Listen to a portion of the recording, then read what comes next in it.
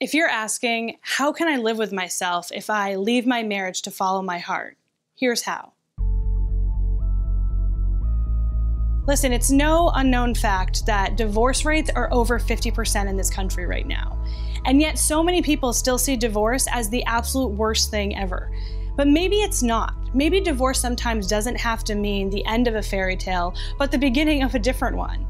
And here are some ways that I really want you to think about why maybe divorce is not the worst thing and in fact is the start of something better. If you've been not feeling fulfilled in your marriage and you aren't being that excited, happy, putting your all in, putting in that effort, then you know what? You're selling yourself short and your spouse. If you're not able to be excited about the things that you're doing with your husband, he's not getting the most from you and you're not getting the most from him. And so truthfully, neither one of you are reaching that true full potential of happiness. And I don't think that's what anybody wants. And right there is a reason alone to consider why maybe it's not the right marriage. The other part often is about your children. So we feel so concerned about providing a good, stable home environment for our kids.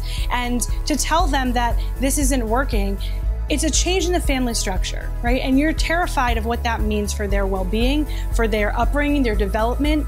But truthfully, when things change, all it is an adjustment period. There are things that will be difficult, and there will be things that are hard now because of this divorce, but it doesn't necessarily mean it's any more hard than the hard you could have had before. You may be worried about how this change is affecting them, but also remember, you are the example for your children of leading a happy life, of choosing what's right for you, being authentic. And if you're not doing it, how are they supposed to learn how to do that?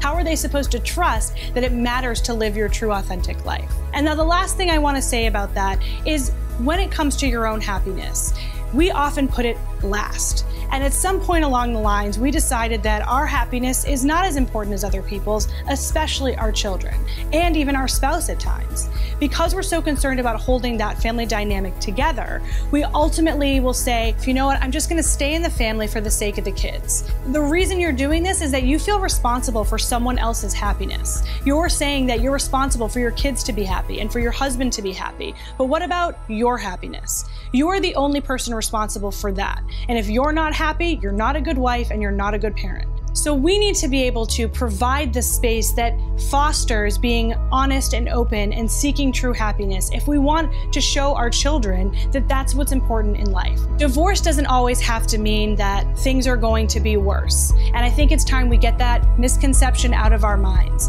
It may be the end of something and that may be difficult, but what lies ahead could be bigger and bolder and more beautiful than what you've been living so far. Connect with me at drjennelle.com.